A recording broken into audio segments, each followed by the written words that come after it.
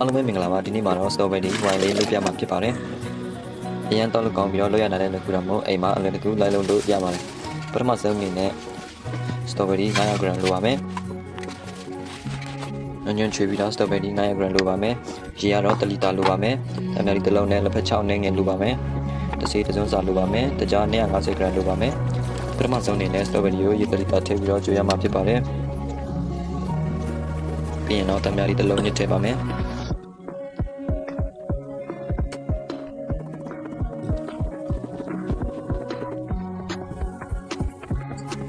နာလီမွေအောင်လက်ဖက်ချောင်းနာလီမွေအောင်လက်ဖက်ချောင်းနိုင်ငံထဲမှာဖြစ်ပါတယ်ပြီးရင်တော့တကြားထည့်ပါမယ်အဲဒီလိုနဲ့တကြားပြောင်းဝင်တော့တဲ့အခါမှာပူရှင်ကိုချောချလိုက်ရမှာဖြစ်ပါတယ်ပြီးရင်တော့အေးခံပါမယ်ကျွန်တော်ကတော့အမြန်အေးအောင်အောက်မှာပန်းထည့်ပြီးတော့အေးခံပါတယ်အောက်ဘက်မှာရေထည့်ပြီးတော့အေးခံပါတယ်အမြန်အေးအောင်လို့ပါ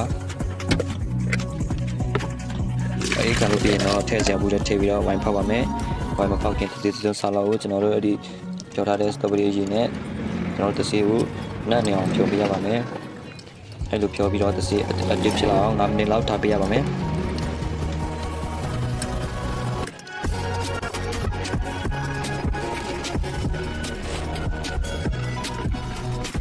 အဲ့ဒီလိုတစ်စီးအတစ်ဖြစ်လာတဲ့အခါမှာထည့်ဒါပိုကောင်းပါတယ်တစ်စီးအတစ်ဖြစ်လာတဲ့အခါအမြုပ်လေးတွေထားလာပါတယ်ပြီးရင်တော့ကျွန်တော်တို့ဝိုင်နဲ့ထည့်ပါမယ်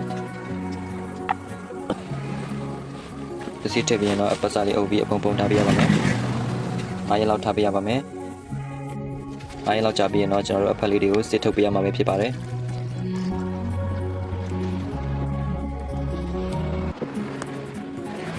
အဖက်လေးတွေကိုစစ်ထုတ်ပြီးတော့တဲ့အခါမှာတော့ကျွန်တော်တို့နောက်ထပ်တစ်ပတ်လောက်ထပ်ထားပေးရမှာဖြစ်ပါတယ်ဒီလိုပုံစံတိုင်းပဲနောက်ထပ်တစ်ပတ်လောက်ထပ်ထားပေးရပါမယ်တစ်ပတ်လောက်ကြာပြီးရင်တော့အယောင်လေးကအနီရောင်လေးလိုဖြစ်လာပါမယ်အနီရောင်တန်းလာပါမယ်ဝိုင်ထားတဲ့အခါမှာကျွန်တော်တို့ပူတဲ့နေရာမှာထားလို့မရပါဘူးကျွန်တော်တို့အေးတဲ့နေရာမှာထားပေးရပါမယ်အေးတဲ့နေရာဆိုတော့ရေခက်တစ်တာထဲလို့မဟုတ်ပါဘူးတဘာဝတိုင်းအေးနေတဲ့နေရာမျိုးမှာထားပေးတာပိုကောင်းပါတယ်ပြီးရင်တော့အောက်အနေလေးတွေမပအောင်စစ်ပေးရပါမယ်ကျွန်တော်တို့တောက်မဲ့ချိန်ကျရင်တော့ကျွန်တော်တို့ဝိုင်ထဲမဲ့ပလင်ထဲမှာတကြားတစ်စုံစာလောက်ထည့်ပေးရမှာဖြစ်ပါတယ်အဲ့ဒီထက်ပိုချိုးအောင်တောက်ချင်တဲ့ဆိုရင်တော့တကြားပို့ထည့်လို့ရပါတယ်အရသာကတော့ချိုးခါခါဖြစ်နေမှာပါအဲ့ဒီလိုနဲ့ဝိုင်ထည့်ပြီးတော့တကြားပြောင်းဝင်တော့တဲ့အခါမှာဝိုင်တောက်လို့ရပါပြီဒီလိုလုံးနေလေဟာအိမ်မှာအဲ့လိုတကူလောက်တောက်နိုင်ဖို့အတွက်ဒီလို